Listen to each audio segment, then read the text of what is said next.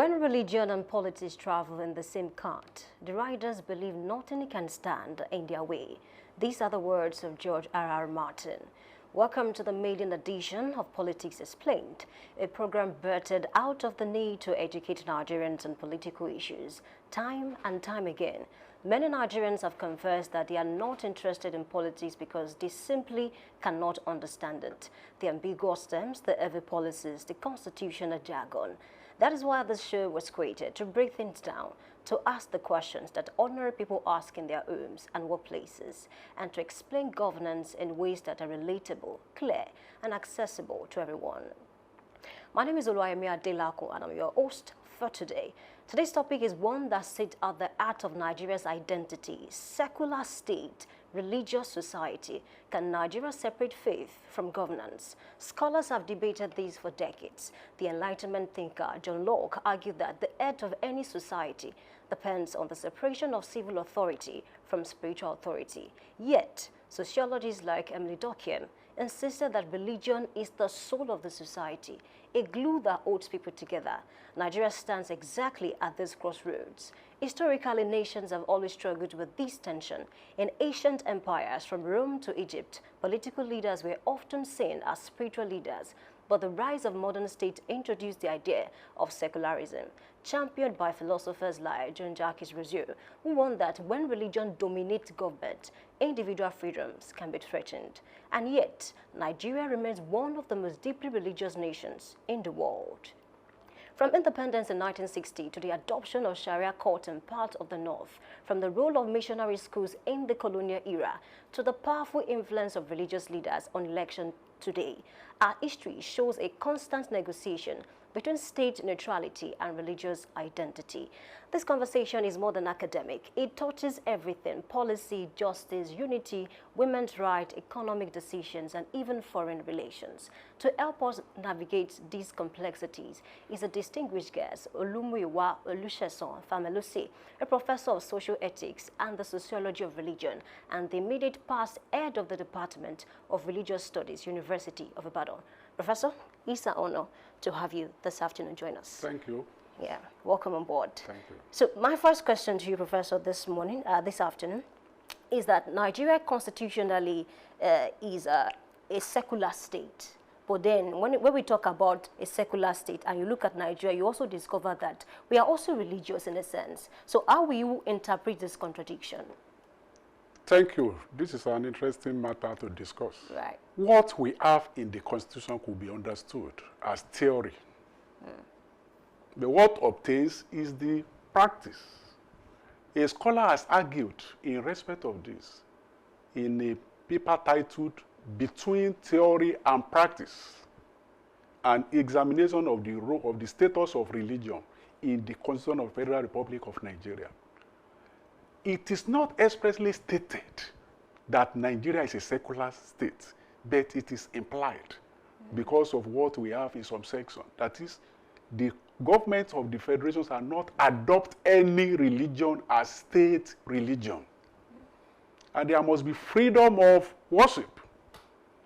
People must not be discriminated against on account of religion. Also, they must not be unduly favored. Students, at least pupils, must not be forced to take religious studies subjects against the religions they profess. That is, a Christian must not be forced to take Islamic religious studies, and a Muslim must not be forced to take Christian religious studies. That is what we have there. Because if you go deep, the word secularism is so complex. It suggests nothing to do with religion. Is that the case in Nigeria? We have so many things to do with religion. Maybe as we advance, we will discuss that. Okay. So is true secularism possible in Nigeria? The correct answer, as far as I'm concerned, is no, because it has never been possible and it will never be possible. Tomorrow, we won't go to work. Then you will be here. But I won't be in my office. Public holiday. Because of what? Because of religion. The same thing will happen on Monday. Easter Monday.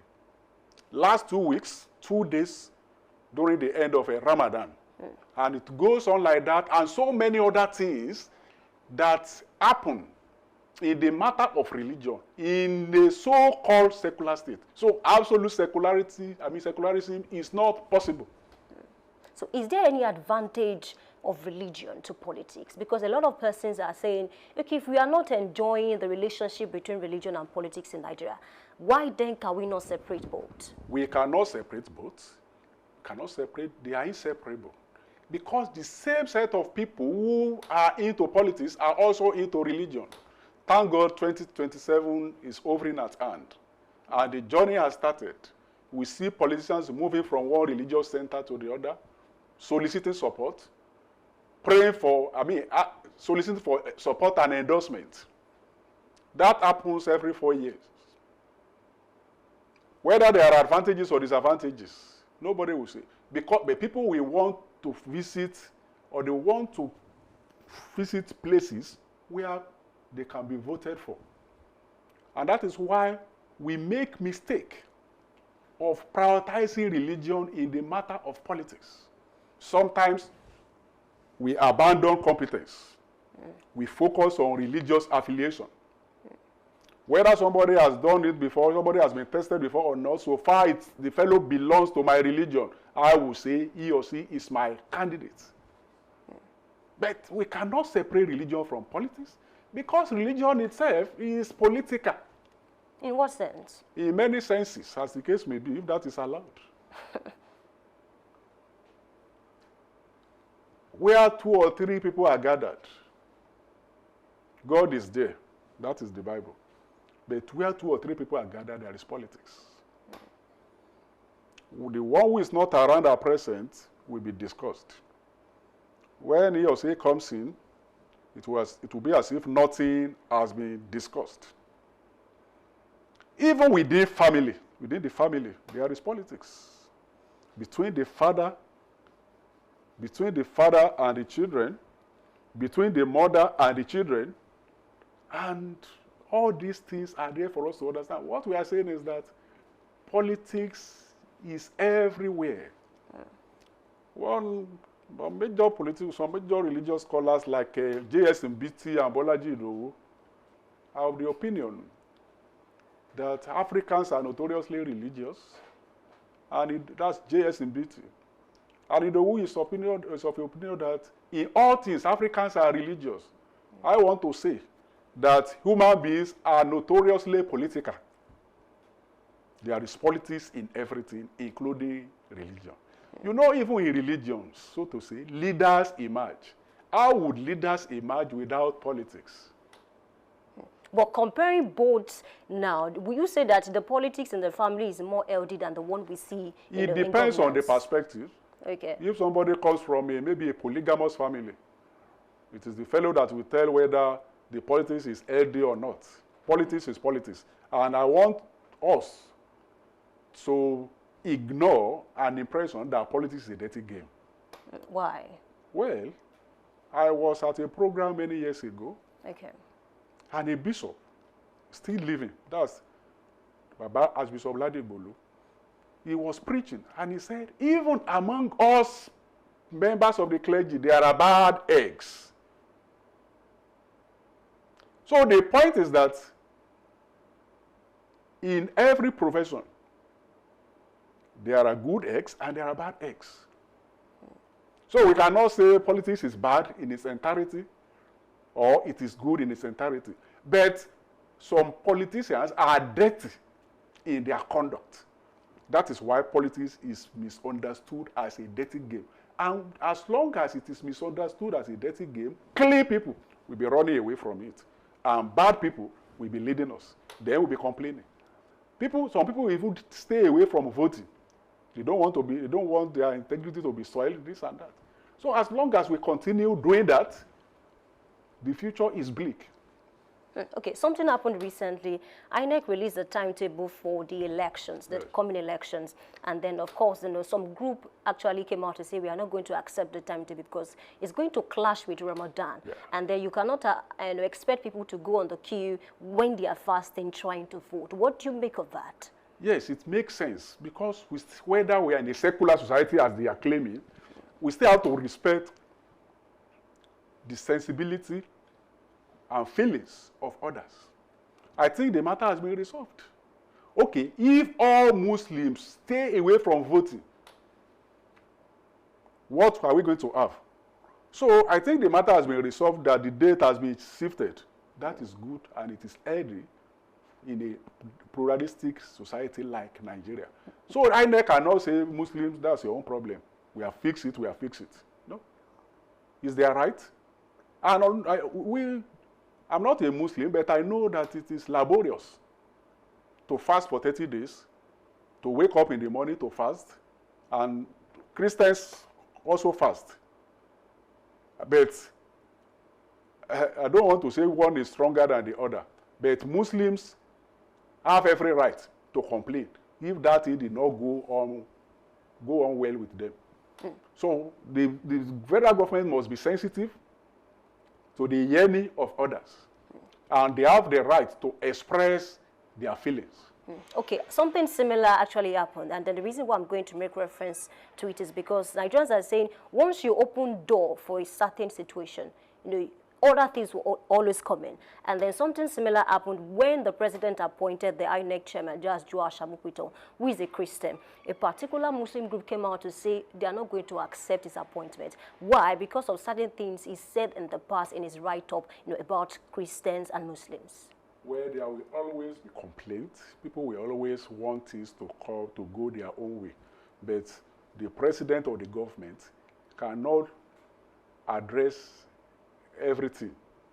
We can, if somebody, as you rightly said, if somebody says this today, that request is granted. There will be more requests. But all I know is that the president did not do anything wrong in appointing that man as INEC chairman. But those who also agitated, they had every right to do so. But the president has the highest authority politically to say, I will subscribe to what these people have said, or I will stand by the decision I have made. So Nigerians say that we are so religious, but then we are not developing. And that's why we are still a third world country. And then they try to compare us to other Western countries. We are not so concerned about religion. So do you think religion is a blessing or a curse on politics in Nigeria? Well, it is like a scholar argues that religion at Awolalu, religion is oil that lubricates politics. If religion is well utilized, it will be a blessing in politics. For instance, if I'm a Christian, there are ethical rules, moral guides, moral principles that an individual is expected to follow. Don't do this, don't do that, don't get engaged in malpractice, don't get engaged in violence. If all Christians who are into politics behave as Christians, if all Muslims who are into politics behave as Muslims, if they obey every Islamic injunction, every Christian injunction, then we won't be arguing whether religion is a blessing or a curse. It is supposed to be a blessing. For instance, Nigeria is a country of highly religious people. If you bring 500 people together, hardly will you see 5 who will claim to be atheists. So some people, sometimes Christians are Christians on Sunday, something else on Monday. But how are we utilizing religion in politics? I had a class before I came here, and I was telling the students something similar to this. I said some people see religion as a loaf of bread. I mean, when you dip it into a pot of stew, it drains it. The Yoruba people will say, well, if you bread, so in that case, manipulation of religion for selfish interest is a great body in terms of religion and politics. And when we think this fellow must be voted for because he's a member of my religion, because we profess the same religion, as I said a while ago, you will not see people moving from one mountain to the other, from one camp to the other, and you won't see them again until they want to seek either re-election or they want to recontest in another 4 years. Some people see it as a cheap way of getting votes from unsuspecting Nigerians. Okay, so you mentioned something about loaf of bread and, of course, stew. So I want to ask these questions because if you go online now, some Nigerians will tell you that, why is it that religious leaders love to endorse politicians? And then at the end of the day, if those politicians fail to do well, they don't call them to order. So do you think religious leaders should stop endorsing politicians? Ideally, religious leaders are supposed to be fathers of all. Ideally. But if a particular religious leader says, don't vote for this candidate, if you vote for him or her, you will go to hell, and this and that, that is uncalled for. Religious leaders, are, just like monarchs, are supposed to be fathers of all, because it will become a burden. And that is why maybe I shouldn't say it, but let me say, maybe we have some so-called food is ready prophets. God will tell them something today, something tomorrow. God would have showed them who is going to win 2027 election. And when that thing does not happen, something else. And that is why people may not take them with any seriousness.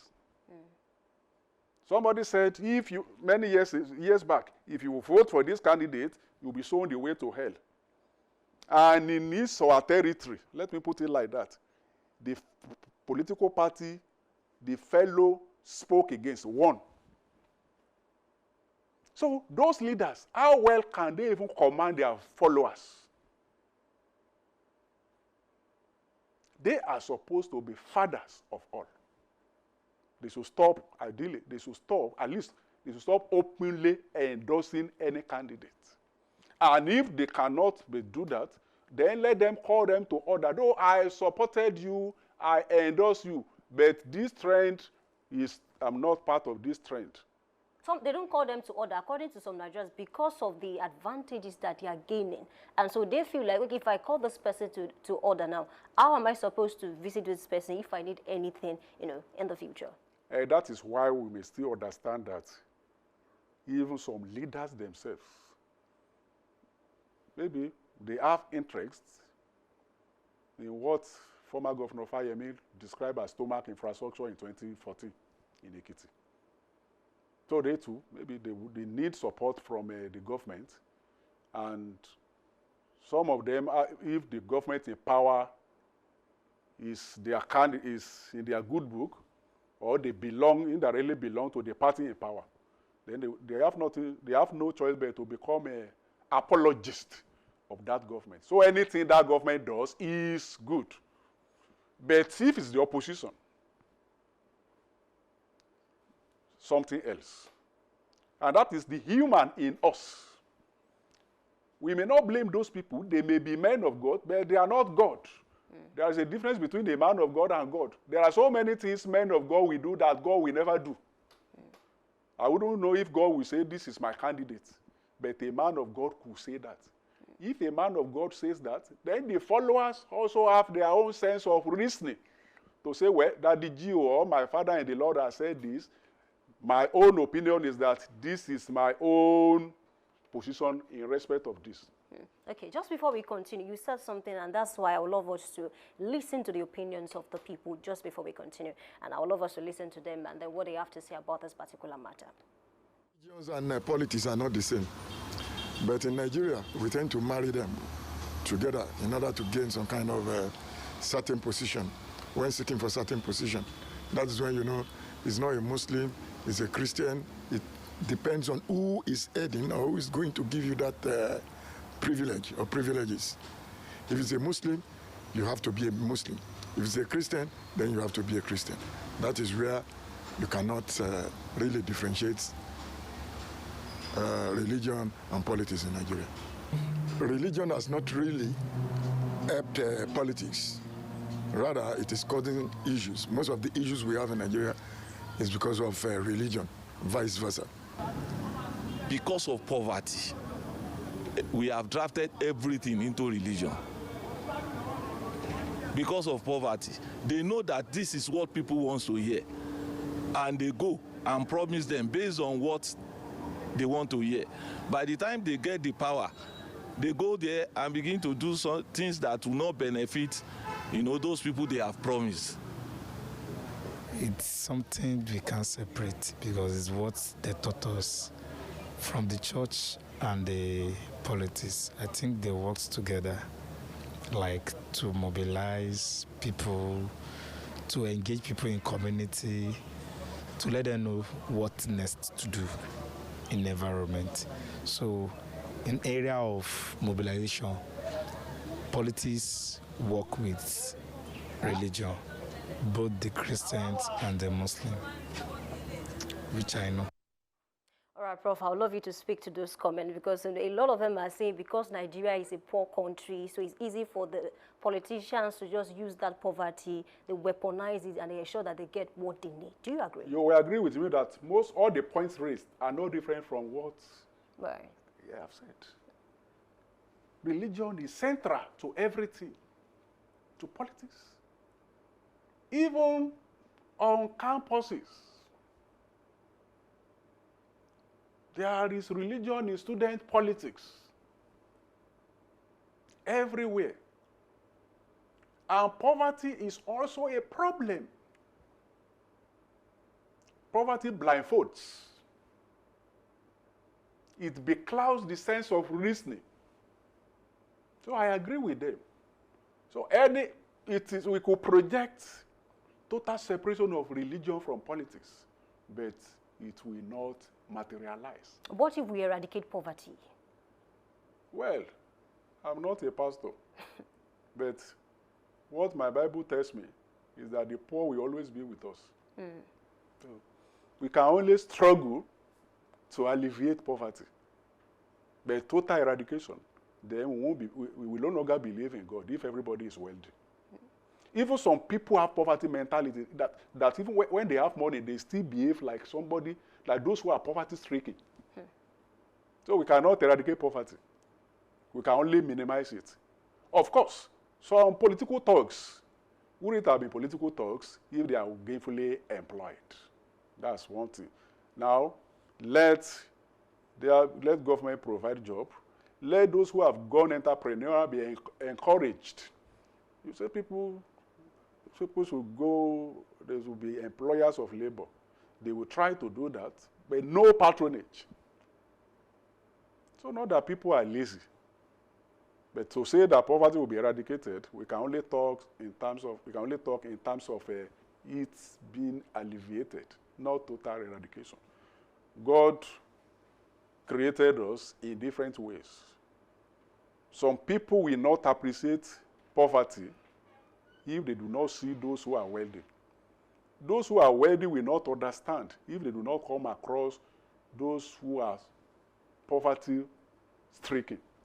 Especially those who have been victims of poverty before. They are now wealthy. Then if they are sensible, they will know what it means to be poor. And therefore, they will behave well. Okay, I want us to take this question just before we go on a break.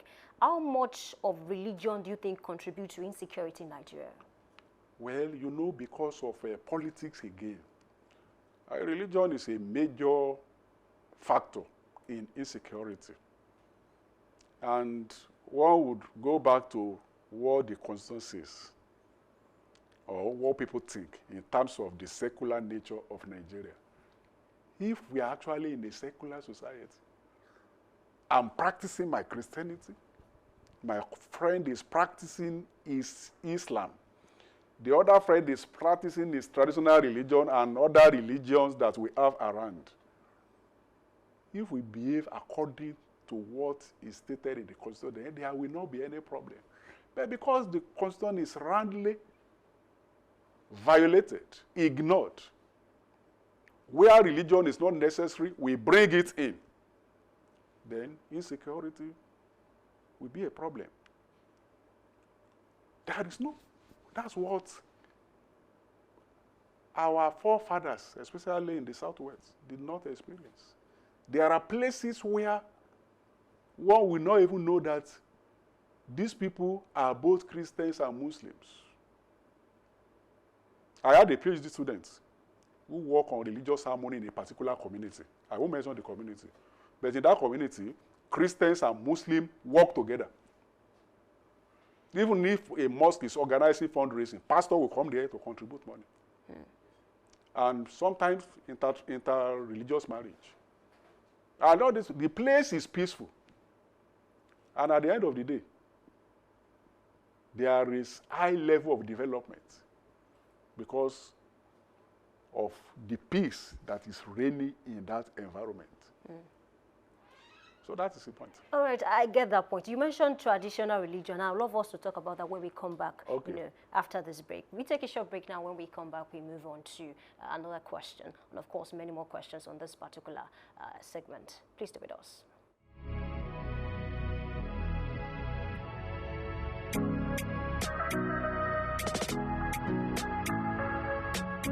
Need a professional space to bring your vision to life? Dominion Television Studios offers state-of-the-art facilities perfect for your next broadcast, commercial, corporate video, or live event.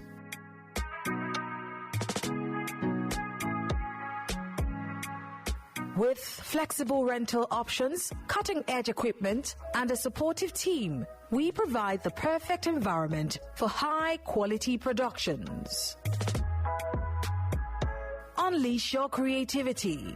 For bookings, email us at marketing@dominion.org.ng. Call us on 0705 506 1061 or 0916 101 1061. Check us out on Instagram, Facebook, LinkedIn, and TikTok at Dominion Broadcast and on X at Dominioncast. Book your space today. Dominion Television, your channel of choice.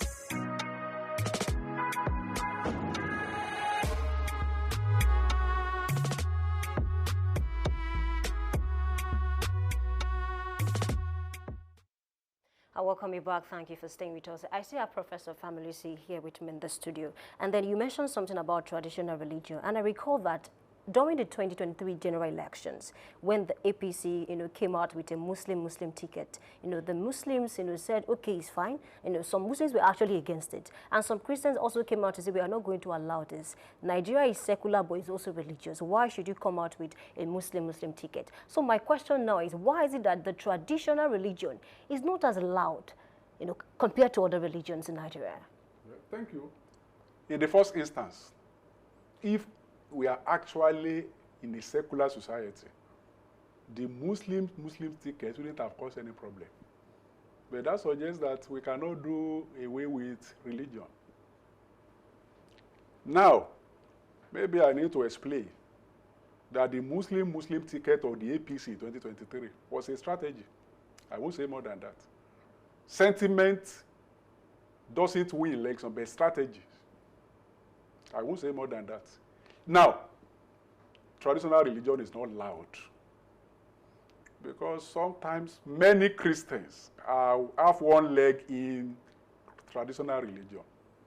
I don't want to talk about Islam, but all I know is that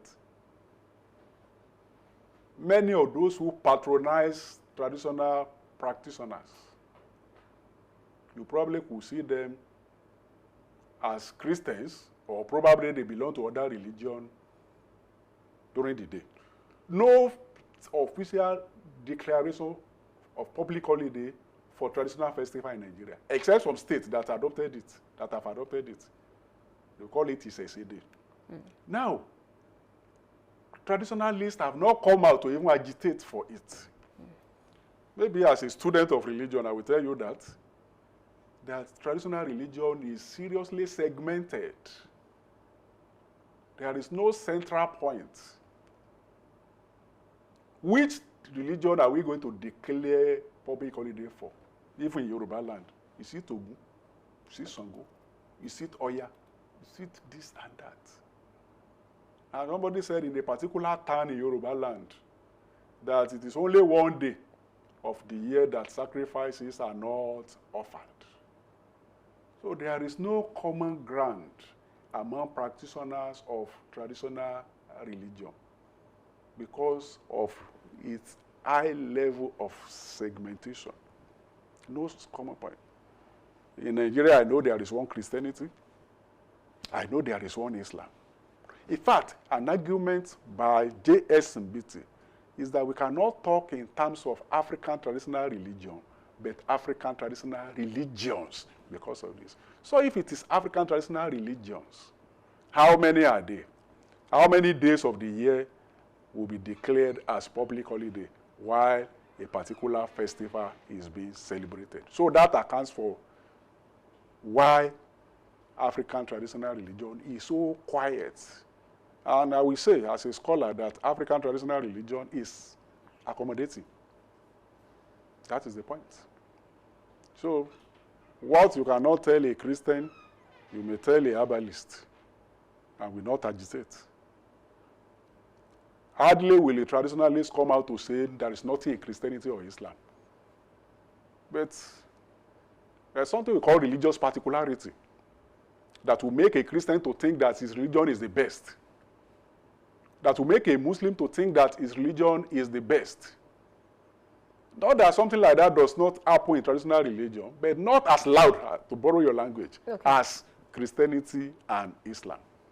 Okay, I get it now. Something happened recently, and a particular Isheshe woman, her house was destroyed because some persons went to her house and told her that you are not allowed to practice this your religion in this particular environment, and they destroyed her house. She came online, she complained bitterly, but then nothing much was done to actually compensate her at the end of the day.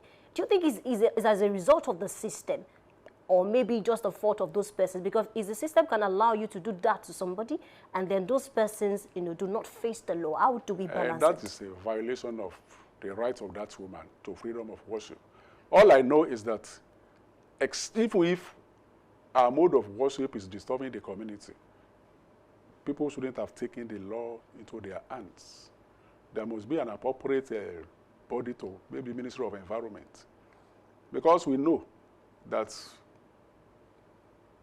we call it all night prayer meeting, and people are using amplifier to disturb those who are sleeping.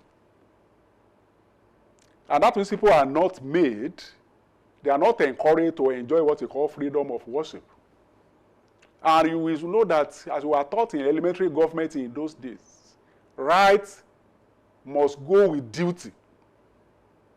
Your right to freedom of worship is circumscribed by my right to enjoy my sleep. So that woman shouldn't have been treated in that way. But perhaps there were things we did not know. Sometimes we see reaction. We might not even understand. We might not even understand what led to that action. Okay. So that is why we not judge. But all I know is that if that place was destroyed and nothing has been done, then I would say it is a bad signal in a democratic country or in a democratic society like Nigeria. Okay, now that we are approaching election period, last elections, some Nigerians decided to vote for a particular person because they practice the same religion, and some others did not vote for that same person because they do not practice the same religion, and then that has affected a lot of things. Now that we are approaching another election now, what will be your advice, to these people, to this category of people who think, I'm not voting for that person because we don't practice the same religion? Well, my advice, since I began to vote, let me say 2003. In 1999, I didn't vote because that was the time I was in NYSC camp. Prior to that time, 93, I don't know what went wrong. 83, I was underage. But I started voting in 2003. I've never voted for anybody because of his or her religion. So as a Christian, if I vote for you because you are a Christian, maybe I think you are competent. So if you are a Muslim, I vote for you, I think you are competent. My own advice is to interrogate the competence of the contestant and judge them by the ballot. I was saying someone say, how can you vote for somebody like that? I say, okay, what is the problem with that somebody? Because he does not profess my religion, then I will not be a religious scholar.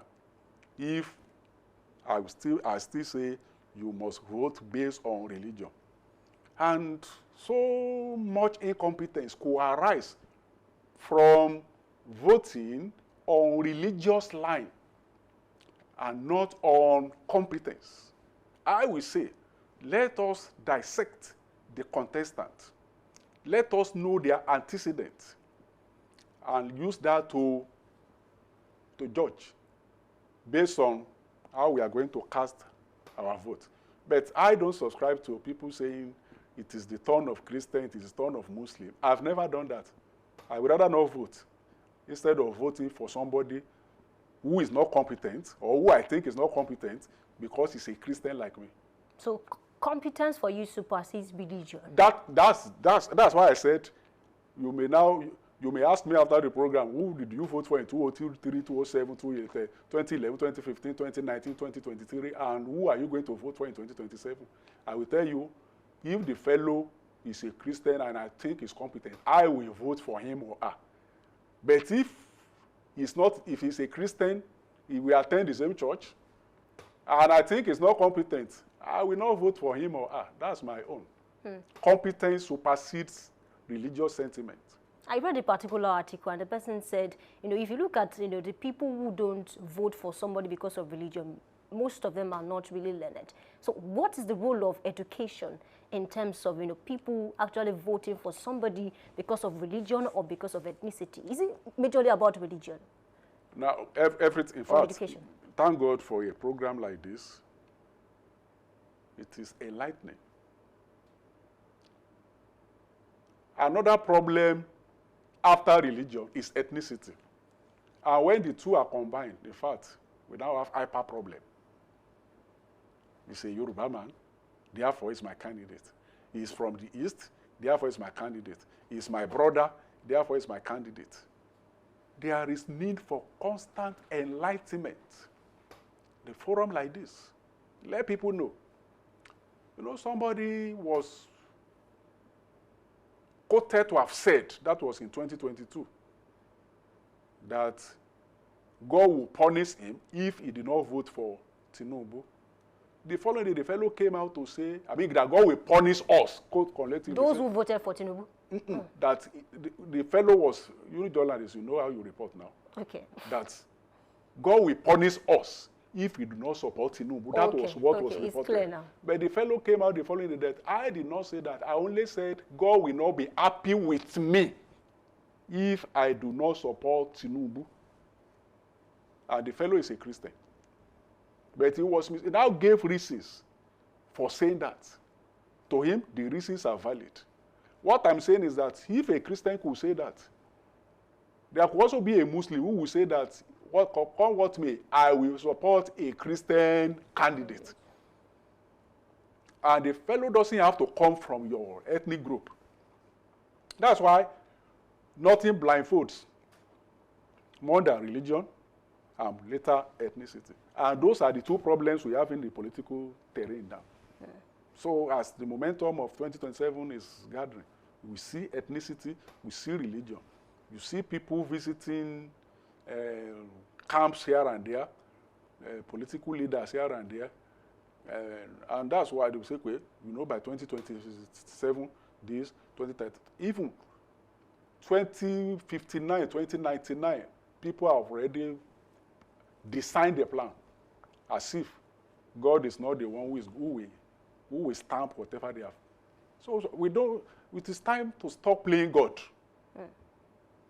Whoever will become the president, whoever will be voted for by human beings. But what is going to happen to any one of us is God's prerogative. No sentiment, no religious sentiment, not ethnic bigotry, and some other things. Okay, just to conclude, there was this concept, especially in the 14th century, about humanism and Renaissance, and then they paid more attention to scholarship, to creating ideas. And so people say we can't find something like that in Nigeria. People are developing, as we progress, but then Nigeria is majorly, just like you mentioned, we are concerned about I'm Igbo, I'm Yoruba, I'm Hausa. the same conversations that we had in the 60s and 70s. So what's the way out now? Yes, really? you said something about humanism. Yeah. It is time for us to know that at the center of everything is man. God does not need us. We need him. And that is why even scholars like Auguste Comte, he proposed a particular religion called religion of humanity. At the center of that religion is man. And according to him, love is the principle, order is the basis, progress is the end. Not a religion in the context of Christianity and Islam, but a religion in the context of what could make the society to progress. So scholarship, enlightenment, and intellectual emancipation, all these are necessary. They will definitely drive the progress of a development to an expected end. All right. Honestly, we need to go this afternoon. And of course, those who cannot remember the past are condemned to repeat it. These are the words of George Santayana. This discussion reminds us that Nigeria's story, past, present, and future is shaped by the delicate balance between the Constitution, what it demands, and what society expects. We are a secular nation by law, but a deeply religious nation by culture. And navigating these two identities is one of the great challenges of our democracy. This is why Politics Explained exists, to simplify, clarify, and educate, to help Nigerians understand not just what government does, but why it does it, and how citizens can engage meaningfully. A very big thank you to my guest this afternoon, Professor Olumoyiwa Olusegun Familisi, for shedding light on a topic that continues to define our national direction. I'm Oluwayemi Adelakun. Until next time, remember, understanding politics is the first step towards shaping a better Nigeria. Thank you for joining us on the media edition of Politics Explained.